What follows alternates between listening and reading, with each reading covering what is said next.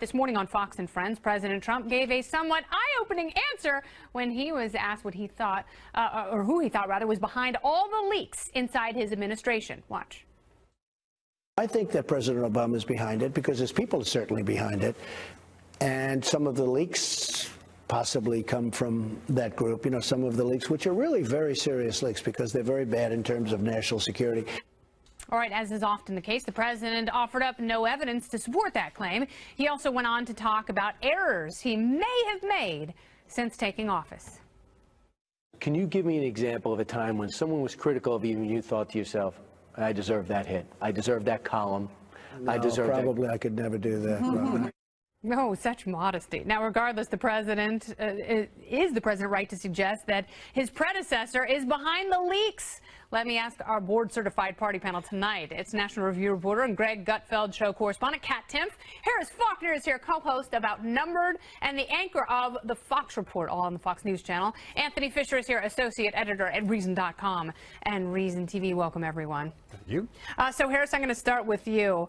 Do you think the president really believes that he has made no mistakes so far in his young administration? No, he was joking. And in fact, if you look at the transcripts, Brian Kilmeade asked, do you ever think yourself, wow, I screwed up? And he says, yeah, sure. And you know what? Honestly, if I do that, and that does happen, blah, blah, blah, blah, blah. Yeah. How much more proof do you need? It's right there on the tape. It's in the transcript if you want to write it all down. Well, and he also said that his messaging, his communication, that when he was asked to grade certain aspects. So then my question is the president allowed to have a sense of humor? Is he allowed to sort of wrap his mistakes in humor? Isn't that what we all kind of do? He should have picked a funny mistake. If anybody ever asks me my worst quality is, I pick a funny quality. But he did answer the question honestly.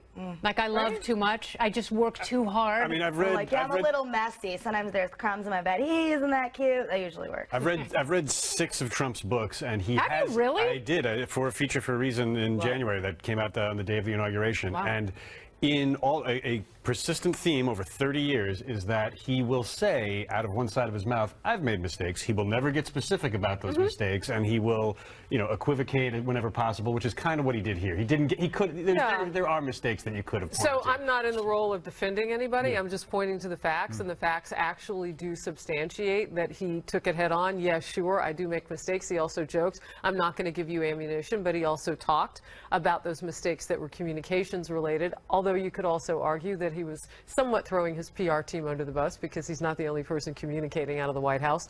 Arguably, he might be his own messaging person who does it best. I mean, and it should be the job of the journalist but to I think ask them it's specifics. fair to say that he answered the question. The problem is, though, that some of his most hardcore supporters really believe he's never made any mistakes. They latch onto that, and they say if you say anything about Trump, no matter how factual it is, rather than reading it, they just say fake news, and then they call you a bunch of names that I can't say on television. Oh, wow. Well, it's absolutely true. They're a passionate bunch. Yeah, a lot of feelings. On social media. Speaking of Paul Ryan and his azure blue eyes, he may be in for the biggest month of his career. Big bad or big good, we don't know yet. And one that will test his leadership as Republicans in Congress eyeball a bunch of major reforms. This is a once-in-a-generation moment. It's a once-in-a-generation opportunity. We have the opportunity to finally tackle big problems that have held us back for so long. We are well on our way to reforming entitlements by repealing and replacing Obamacare, so I think that's a pretty darn good start. Thank you very much. I think we could start even more. Obamacare, taxes, entitlement reform. Where should they start? And does Speaker Ryan have a shot at conquering all three? I mean, this is a massive agenda for either party. It could be great for libertarians if they really do reform the tax code and repeal and replace Obamacare and get rid of the idea of socialized medicine for this country. Yeah, but I'm not holding my breath because even some of these entitlements that, seem to be wasteful, seem to be strangling the economy are still popular with the Republican base. Nobody wants to get rid of. And popular with the president. He has talked about maintaining Social Security and Medicare. He wants to increase the defense budget by even more and more and more. And on these particular entitlements, he's to the left of the Republican congressional base. So Paul Ryan's kind of that dog sitting in the burning house saying this is fine because he's got an embarrassment of riches. The Republicans control all three branches of government, but they're not going to be able to accomplish everything. Somebody's going to lose, and ultimately it's usually the Speaker of the House that takes the blame. Absolutely. So how does the conversation go with the septuagenarian about Medicaid and Social Security and Medicare. Like, how does that conversation go? I think the president wins that conversation. That was one of his campaign promises.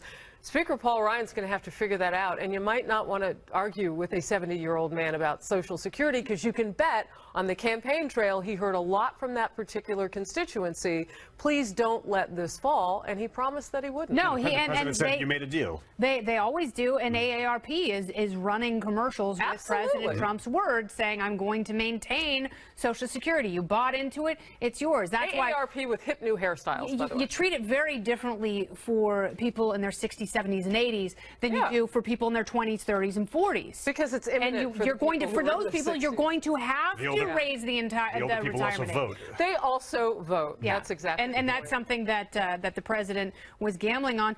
Can Paul Ryan actually maintain the power that he's got, that some would argue is way too much as it is, and put himself in an even better position to run for president in Part of the reason Trump won was all the criticism that the establishment isn't getting anything done. They controlled Congress, they folded to whatever Obama wanted, and so everybody looks at Paul Ryan and they're not like, whoa, that is a strong, powerful dude.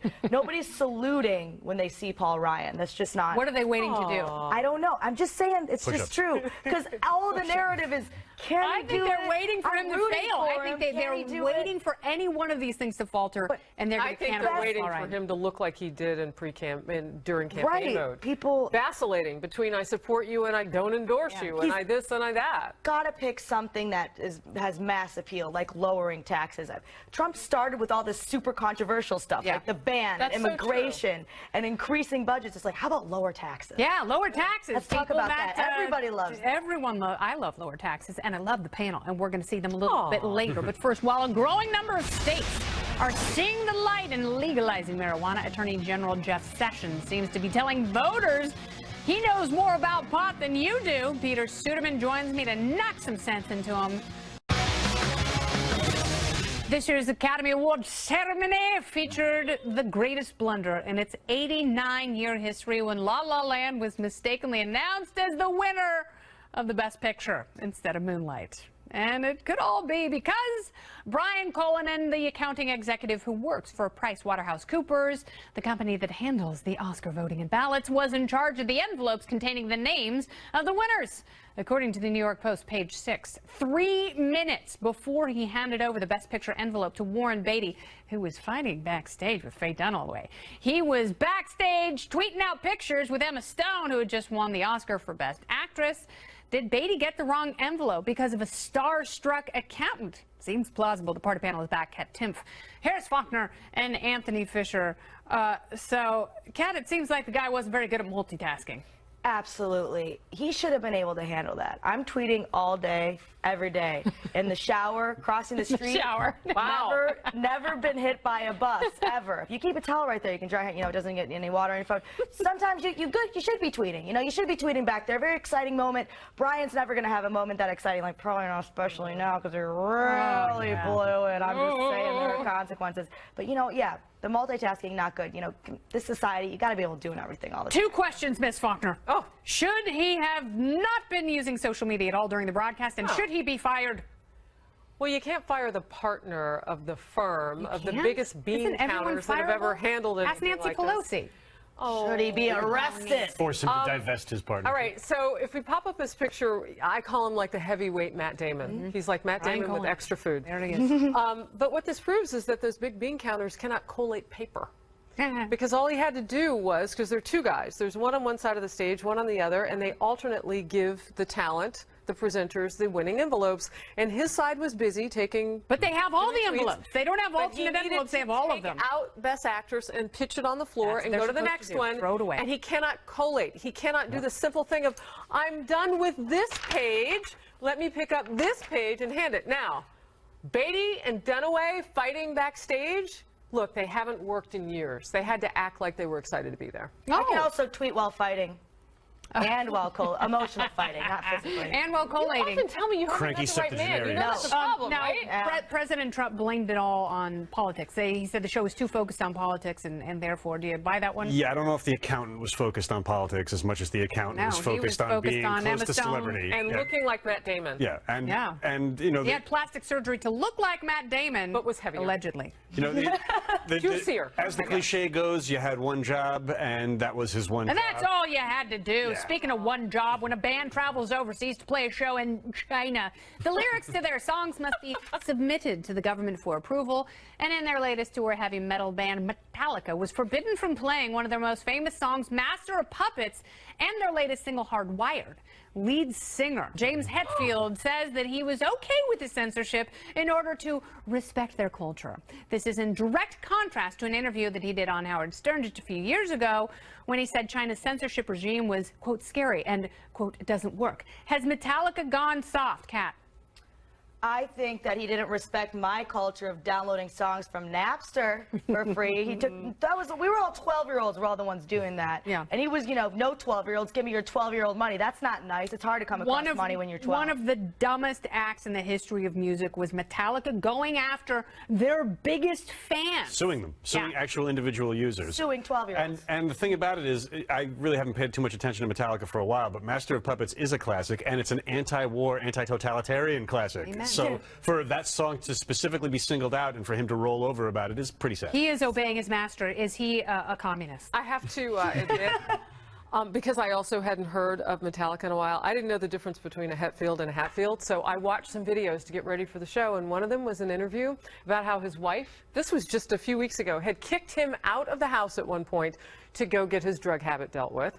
They also reportedly have been having huge money problems. Their Orion festivals stopped making money, they canceled them.